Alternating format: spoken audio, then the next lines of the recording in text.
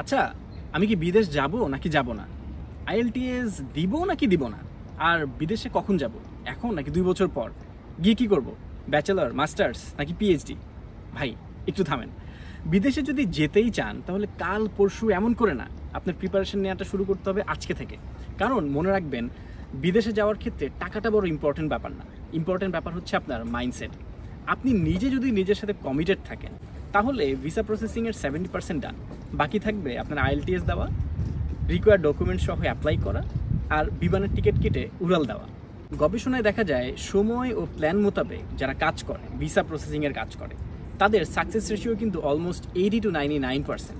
আর তাড়াহুড়া করে যারা ভিসা প্রসেসিংয়ের কাজ করে বা এদিকে আগায়, তাদের সাকসেস রেশিও অনলি 42 থেকে 60%। So you have to plan ahead and start working from today. South কোরিয়ায় আমাদের নেক্সট ইনটেক শুরু হচ্ছে মার্চ 2026-এ। অ্যাপ্লিকেশন আর ইভ্যালুয়েশন চলবে সেপ্টেম্বর থেকে ডিসেম্বর পর্যন্ত।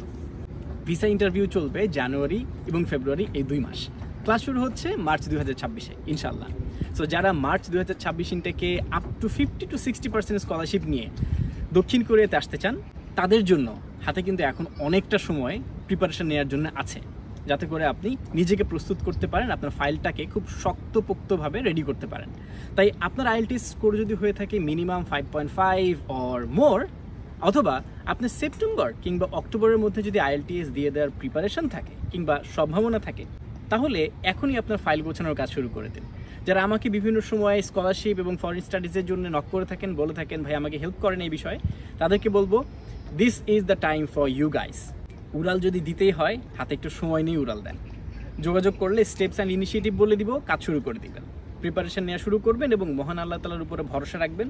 ভিসার কাজ একদম সহজ হয়ে যাবে ইনশাল্লাহ। সো কথা হচ্ছে ফোনে, আর দেখা হচ্ছে সাউথ কোরিয়ায়। ভালো থাকবেন। আসসালামু আলাইকুম।